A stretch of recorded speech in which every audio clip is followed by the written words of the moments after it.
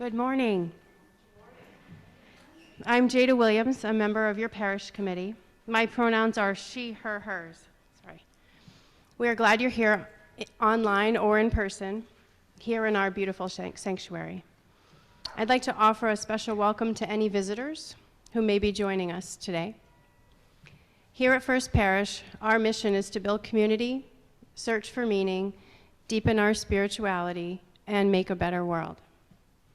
To learn more about First Parish or Unitarian Universalism, please visit uuwayland.org or contact Kate Holland, our Director of Lifespan Education and Engagement.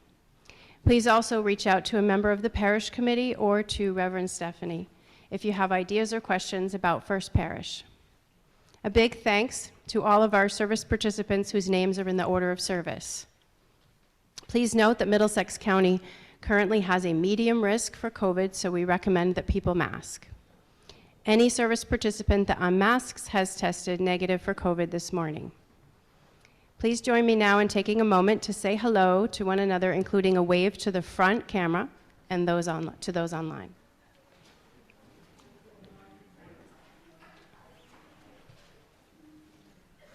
And now we have an announcement from Lynn Trimby.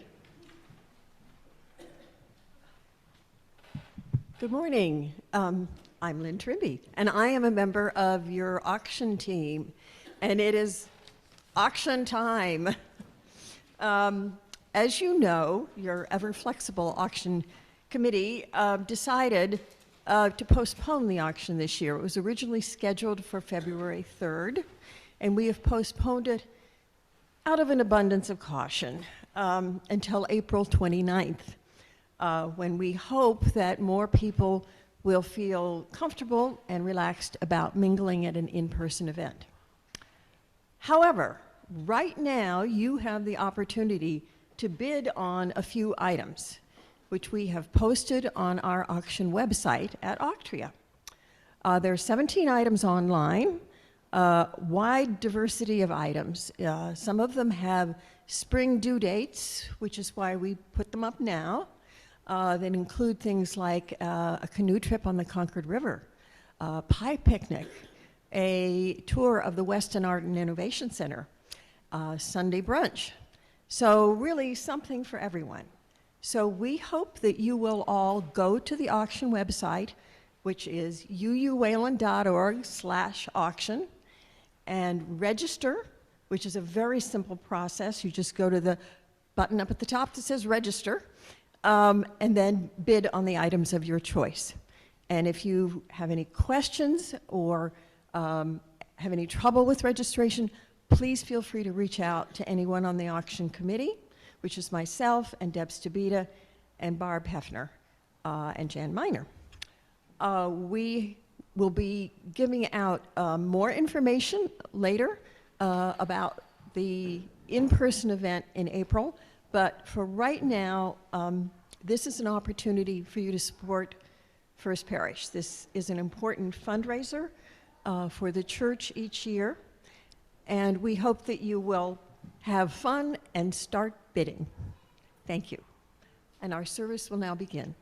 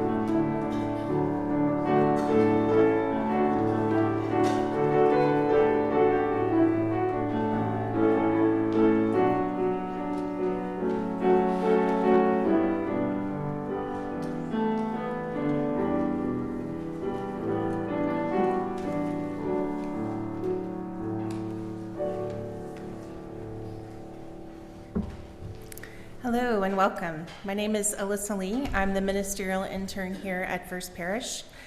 And today we're going to continue our exploration of Buddhism for the month of February. and looking to what we can learn from Buddhist teachings, especially Buddhist psychology, about letting go when we need to hold on, when our need to hold on to something is no longer serving us. How do we recognize that life is ever changing, and that for those of us for whom change is difficult, how do we find peace amidst this wellspring of change?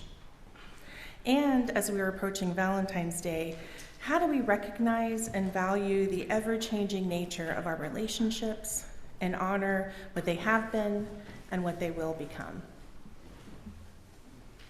I would now like to invite the Williams family to light our chalice and lead us in our shared covenant, the promises to each other, and how we will be in community with one another.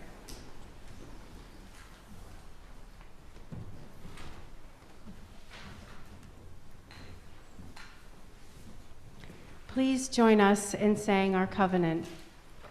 With open minds and loving hearts, we gather to search for meaning, to care for one another, and to work together for a better world.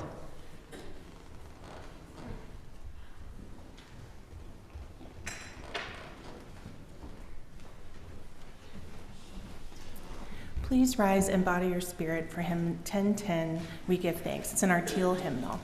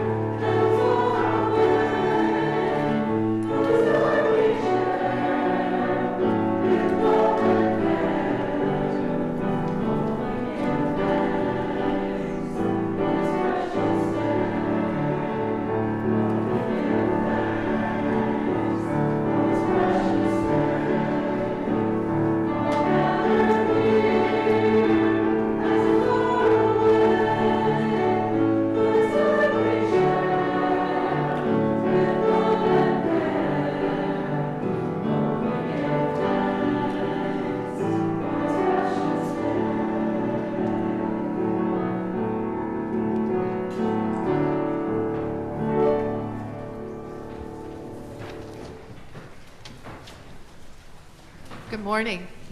I'm Kate Holland, and I am the Director of Lifespan Education and Engagement here at First Parish, and I have a Buddhist story to share with you this morning.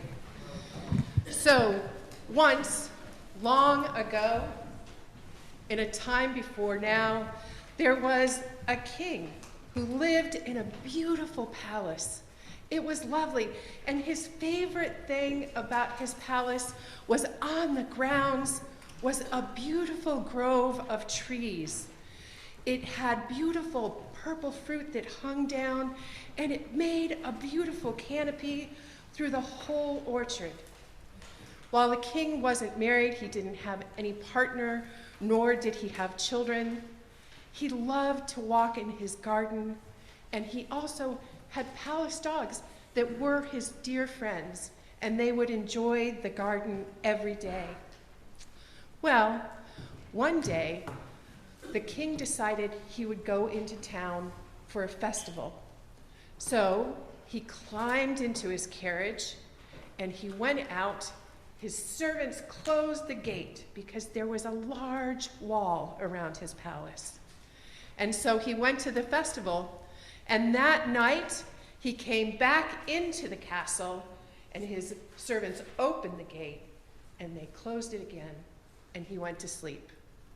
The next morning, he went out into his beautiful orchard, and he was horrified. All of the young trees they had planted in the orchard to take place for the trees that would die and move on, and to help it stay healthy and lovely, had been ripped up. There were leaves and there was bark all over the ground. And the king looked very carefully, and on the ground he saw paw prints.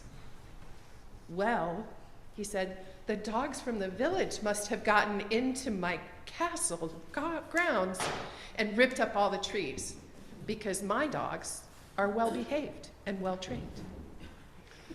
So he got very angry and he said, I want all the dogs in the village because I don't know who did this. I want people to bring them to me and I will give swift justice to them. Well, in the trees, the birds heard that and they went to the queen of the dogs. She was amazing. She was beautiful. She had beautiful black fur and her eyes were like night with glistening stars. You could see the wisdom in them. The bird came to her and said, Queen, all the dogs in the town are in danger. They'll be killed if the king gets a hold of them. And the queen said, thank you so much. Fly to my friends, the dogs, and tell them all to hide and not to come out until I tell them it is safe. So the queen of the dogs went to the palace and got to the gates. And the soldiers at the gates looked at her, but they could see how amazing and wonderful she was. And so they let her in. The king met her on the grounds, and she said, why have you threatened my beautiful dogs? And the king said, because they have ripped up all of the trees and they need to pay for this. The queen of the dogs said, I don't know that they did. And she said, don't you have dogs in your castle? And the king said, well, yes, I do. And she said, could they have done this to your beautiful orchard? The king said, absolutely not. My dogs are trained and kind and they know what to do. She said, can I question your dogs? And so the king said, sure, bring them on out. And so the dogs came in front of the queen of the dogs, and she said, so, it is long when it is young, and it is small when it gets old. What is it? The king went, what are you questioning them about this? I thought you were going to ask them whether they did anything wrong. And she said, give me a minute. So the dogs listened, and she said, it's a candle. And the dogs thought that the riddle was very funny, and they started to laugh. And as they laughed, pieces of wood and branch and leaves came out of their mouths, and the king went, because he realized it was his dogs that had done this. The queen of the dogs said to the dogs, did you rip up the trees? And they hung their heads and they said, yes, we did. And she said, did you break a promise that you didn't make to be trusted by your master, to please take care of his garden and his home? And they hung their heads and they said, yes, we did. And so the queen of the dogs said, will you harm your beloved dogs? And he said, no, absolutely not. But clearly, they need a little more training.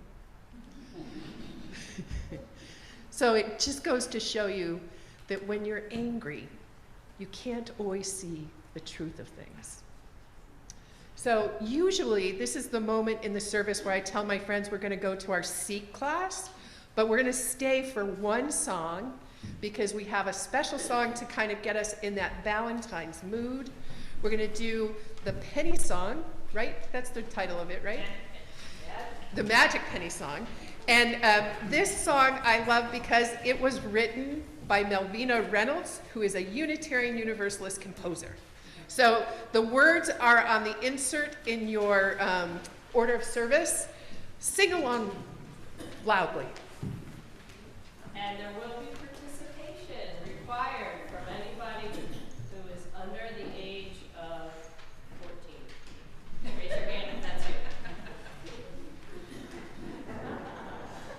Yes, if it feels like you, no matter what the actual truth is, you are invited. When I come around and tap you, the magic. Oh, yes. When I will be coming around to invite you, and if the spirit moves you, but definitely if you're under 14, I hope that you'll join me. But everyone is welcome. Okay.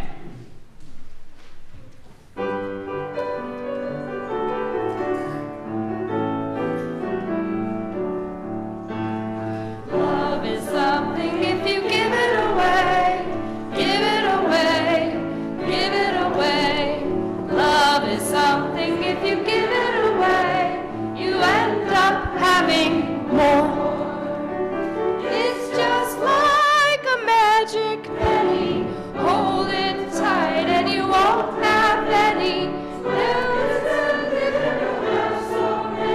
They'll roll all over the floor for love is something if you give it away, give it away, give it away. Yes, love is something if you give it away, you end up having more.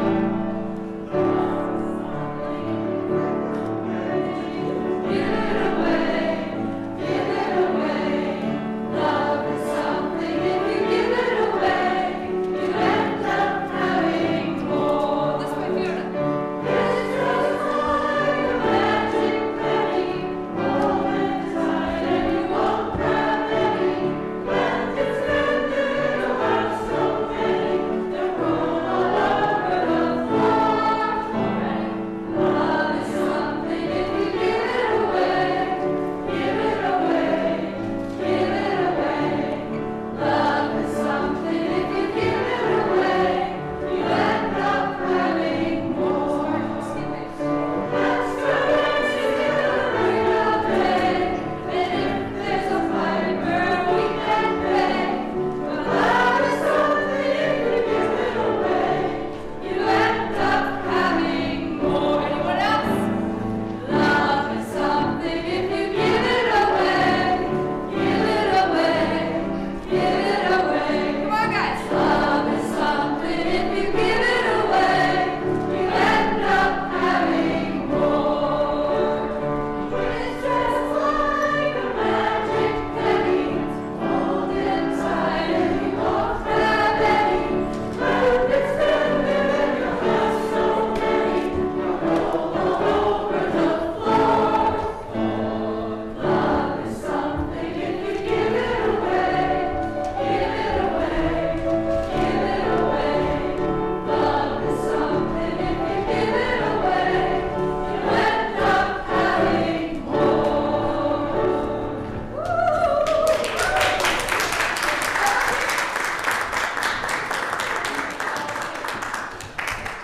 You gotta sing again. Sing us on out.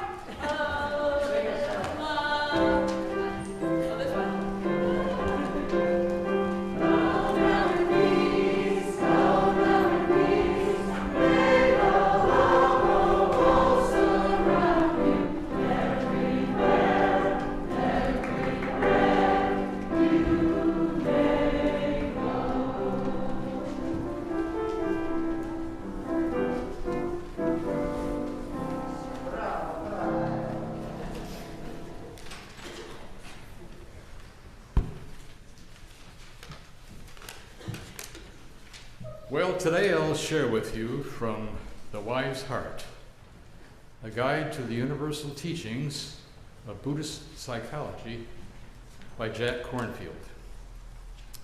The goal of Buddhist psychology is to help us see clearly. When we are lost in delusion, it's hard to see even the most obvious truths. Meditation master Ajahn Chah said, "It's like we're riding a horse and asking, 'Where's the horse?'" Delusion believes that we can hold on to experience, yet nothing about life is solid, permanent. Where is our childhood? Where are the 1990s? Where are last year, last month, yesterday? Gone. Experience comes trooping out of emptiness day and night, writes the poet Rumi. With the delusion of permanence, we grasp feelings, experiences, and people as if they were ours to keep. We struggle to hold on to the world, and yet our days vanish like a mirage or a dream. We can live wisely only when we accept the reality of change. At Ajahn Chah's monastery, impermanence and death were central moods. The seasons, the passing of visitors, our aging, and the movement of our breath until we could see life as an unstoppable river. Zen Master Shunryu Suzuki summed up Buddhist teaching in this simple phrase, "Not always so."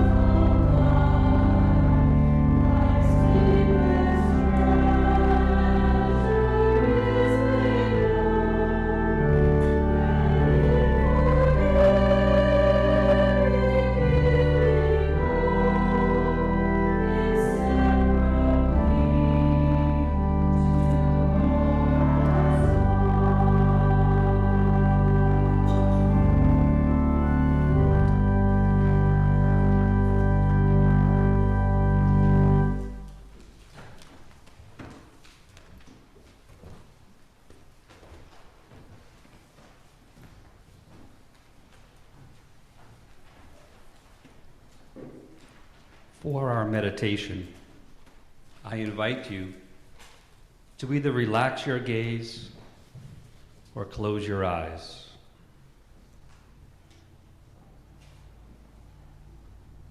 And consciously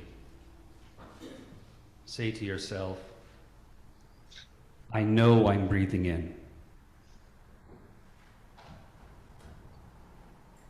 And consciously say to yourself, I know I'm breathing out.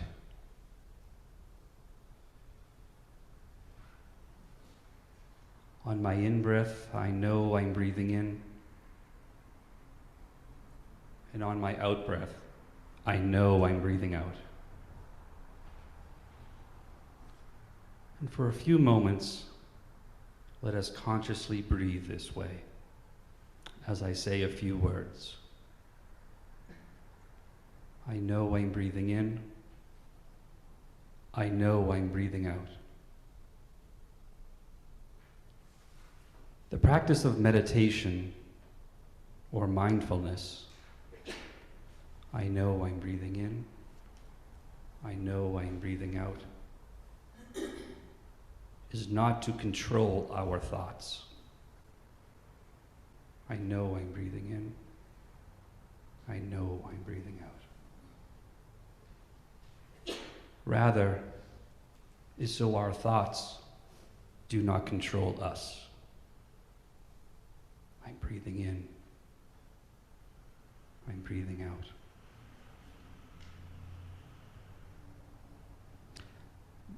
Letting go is the birth of our freedom. I'm breathing in. I'm breathing out. And freedom is the only condition of our happiness. I'm breathing in. I'm breathing out. Imagine letting go, similar to observing a stream. So I'm breathing in. I'm breathing out. We see a leaf floating on the stream. I'm breathing in and out.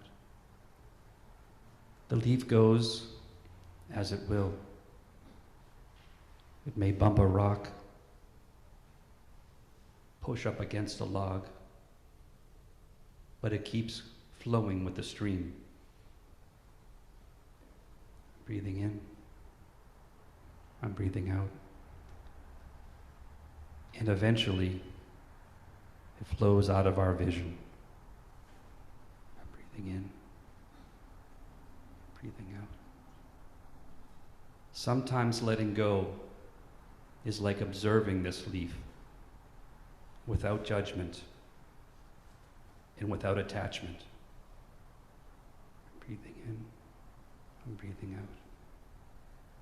We become the observer rather than the one who clings to the idea. I'm breathing in and I'm breathing out. I'm breathing in and I'm breathing out. What do we need to let go of?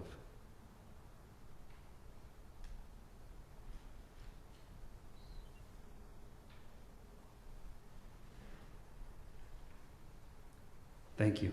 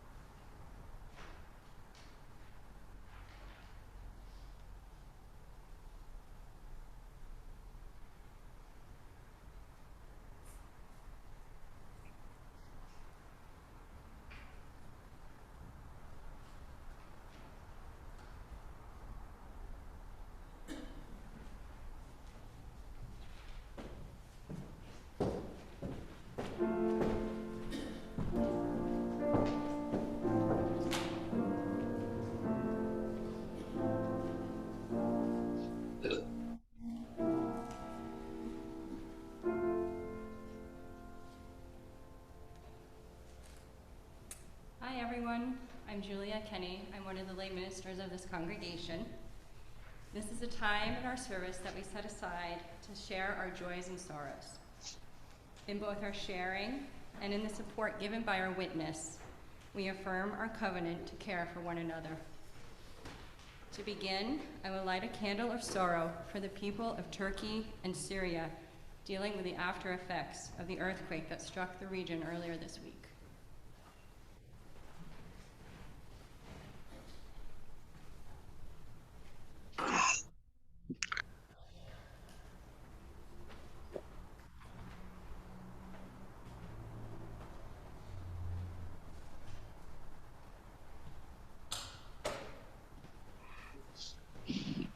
I will also light a candle for the students, faculty, staff, and administration of the Wayland Public Schools. During this turbulent time, may they feel the embrace of their community and the care and concern we all share for them.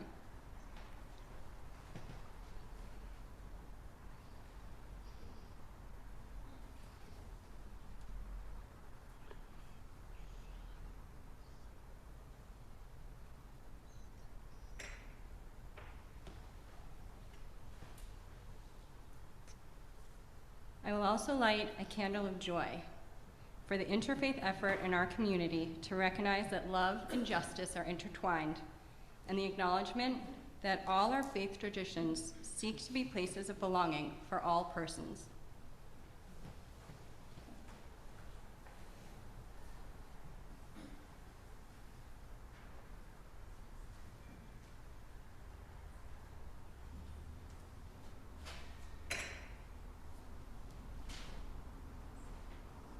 And finally, a fourth candle to celebrate the upcoming holidays this week of Parinirvana Day, a Mahayana Buddhist holiday, which is a day to reflect upon one's own impermanence, as well as Valentine's Day, a day to let the important people in our lives know how much we love and value them.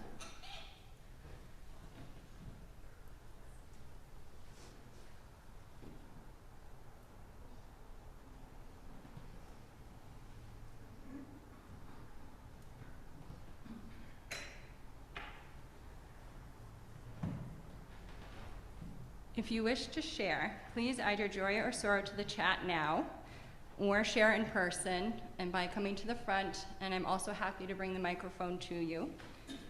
As a reminder, you can also submit your joy and sorrow in writing on slips at each door. And we are not live streaming this part of the service, and joys and sorrows will not be a part of the recording posted on YouTube.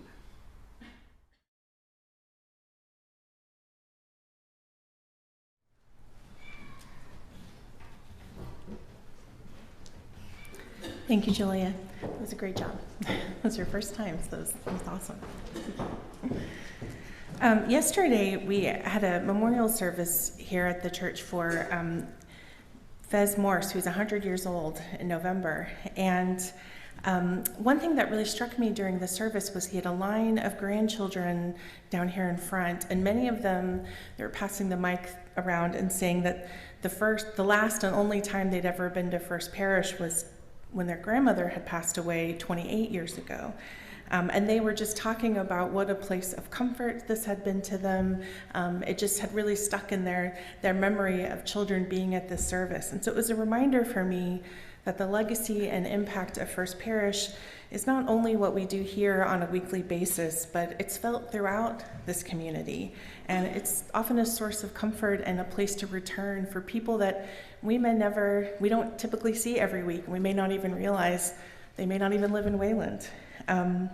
So our support of First Parish is supporting not only the work that we do here every week, but it's also the legacy of First Parish in this town of Wayland. So when you provide that support through your offering, you're supporting First Parish writ large, and I appreciate that. If you'd like to give online, you can go to uuwayland.org/donate. You can also text 833-264-0104. If you are here in person, you can do all of those things, but you can also donate in the baskets that are going to be passed around. We will now gratefully receive the offering. Thank you.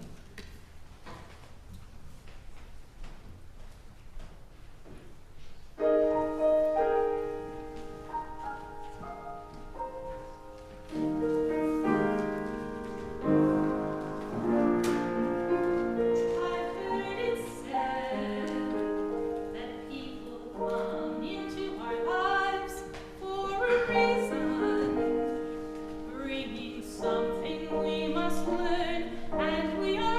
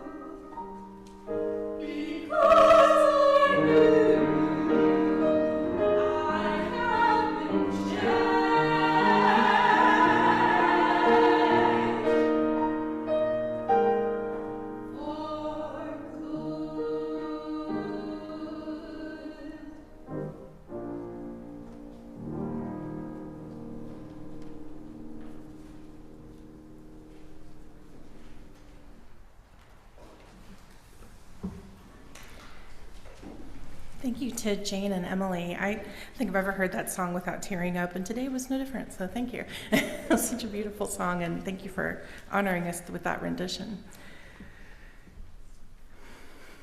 Did you ever have a group of friends when you were younger that you knew deep down the friendships had probably run their course, but you couldn't let them go?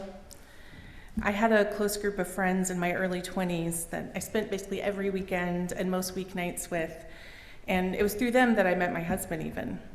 I reveled in our closeness, and it felt like something I had only dreamed of as this awkward teen who never quite felt like I fit in with any particular group.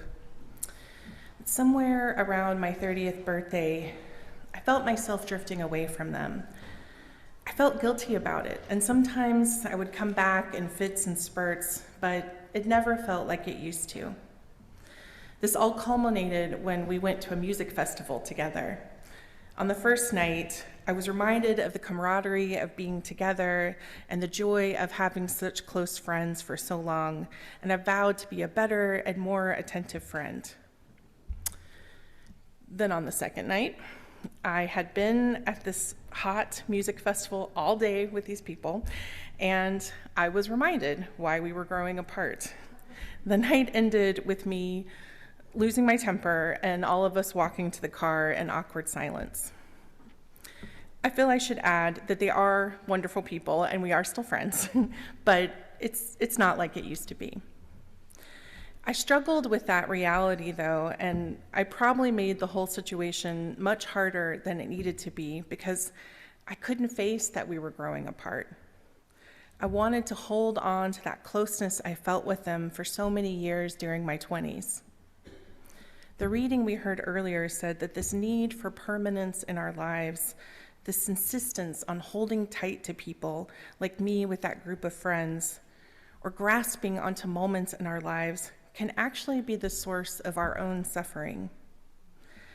In our desire to extend our joy or deepen our relationships, our unwillingness to allow for change and the attempts to control our situation may actually cause further disconnection from those we hold dear.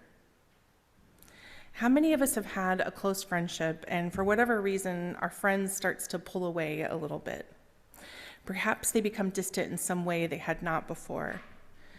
We often tell ourselves logically, I'm sure there's just something going on, or perhaps they're busy at work. But there's also sometimes a little voice inside of us that maybe takes it a little too personally. Maybe that person has a problem with me they're not telling me about. Then we start getting mad or hurt. Perhaps we even confront the person, or maybe even pull away ourselves. When we finally sit down with a friend and talk this out, it's often a matter of just something occurring in their life that has caused them to need to pull back, and we find our fears were unfounded.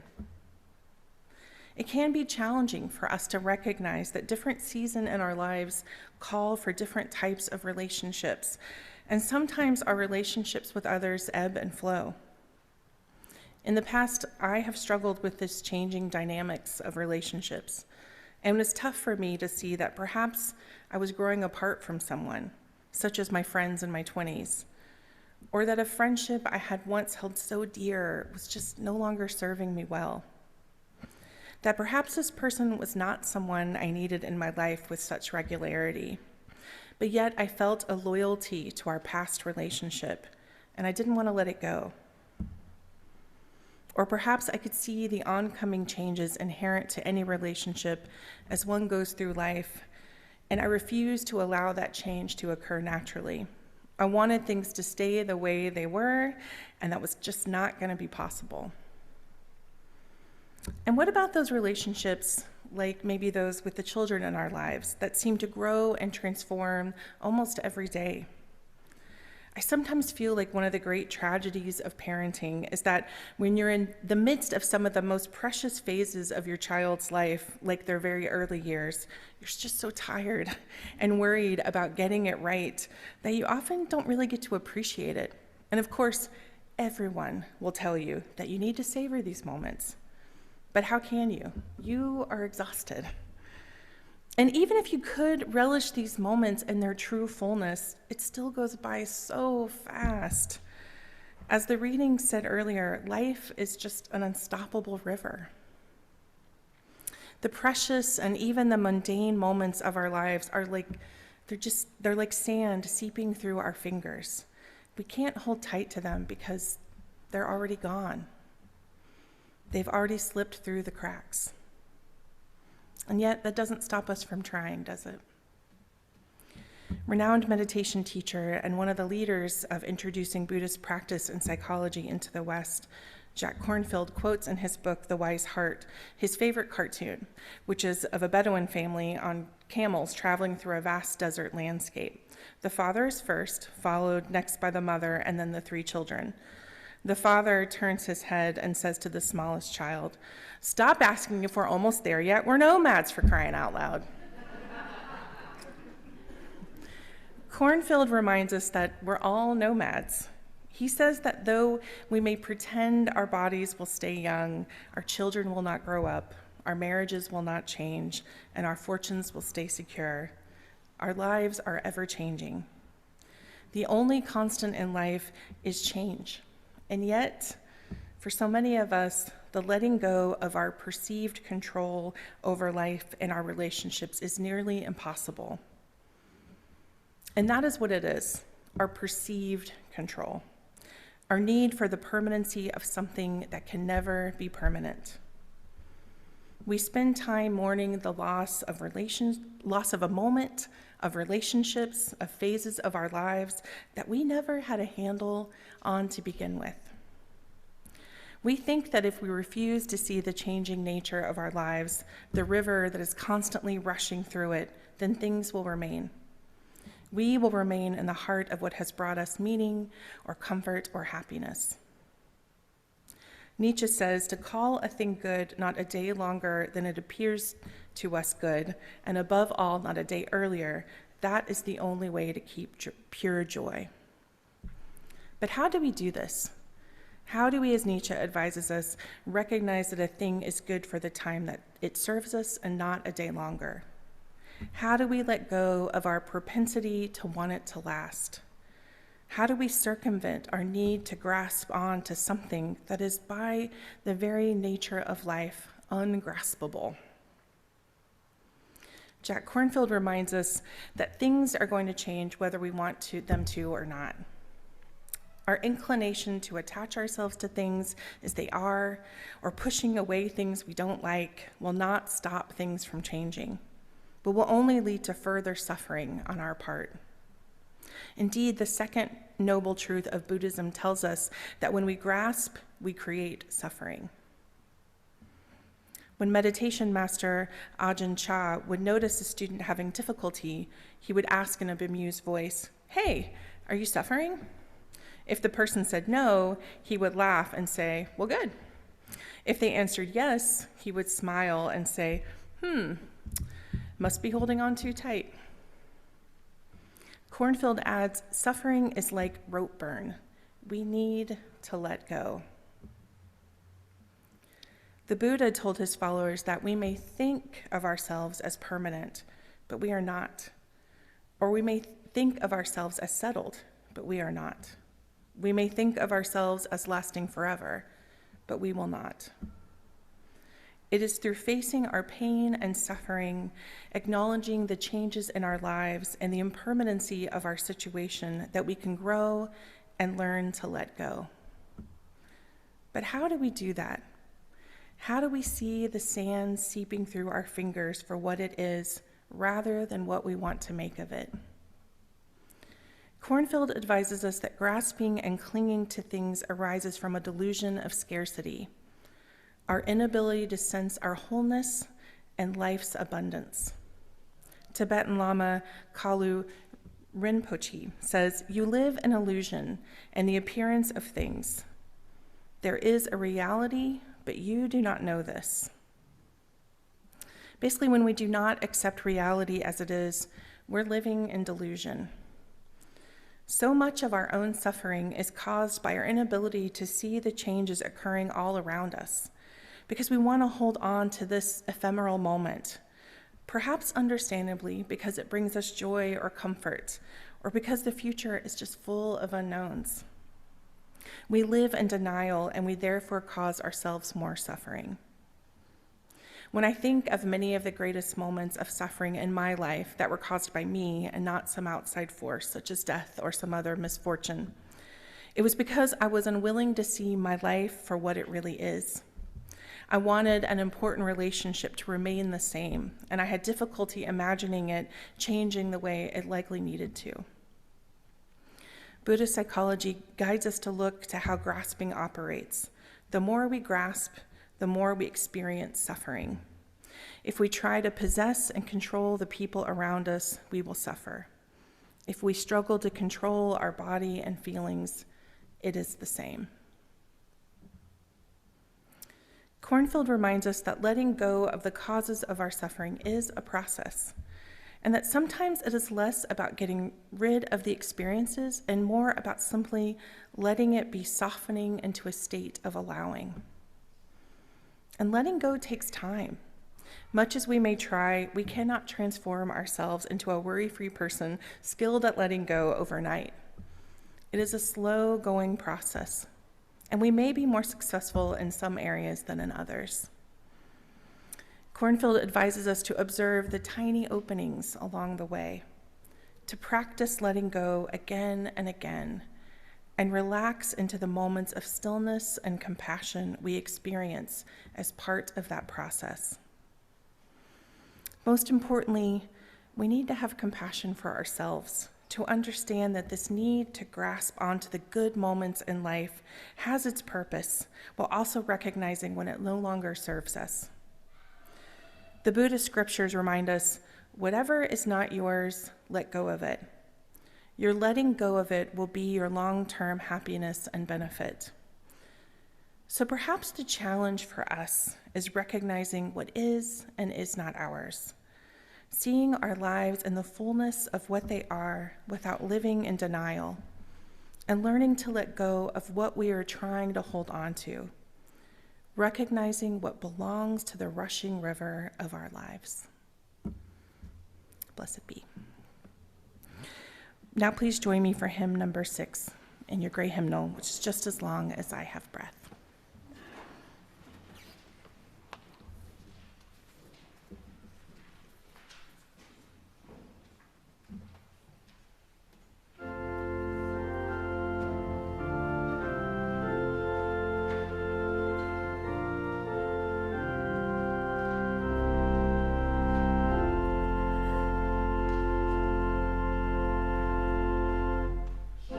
As long as I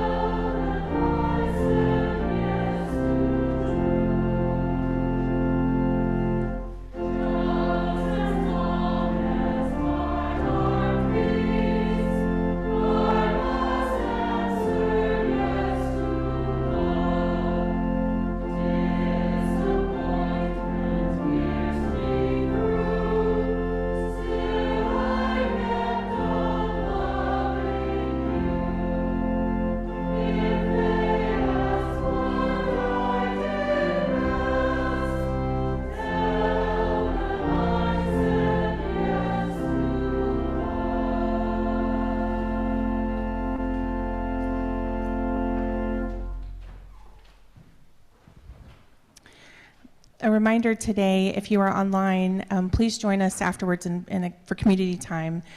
You can just stay in the room and you can have a discussion there. For those of you in person after the service, in the Commons, there are going to be some hearts to paint and decorate. It's part of the Interfaith Alliance in Wayland to demonstrate how love and justice show up for us in the world. So this is your opportunity to convey to your community how you see love and justice intertwined. I leave you with words from Sam Trumbore. Go forth in simplicity, find and walk the path that leads to compassion and wisdom, that leads to happiness, peace, and ease. Welcome the stranger and open your heart to a world in need of healing. Be courageous before the forces of hate. Hold and embody a vision of the common ground that serves the needs of all people. Blessed be.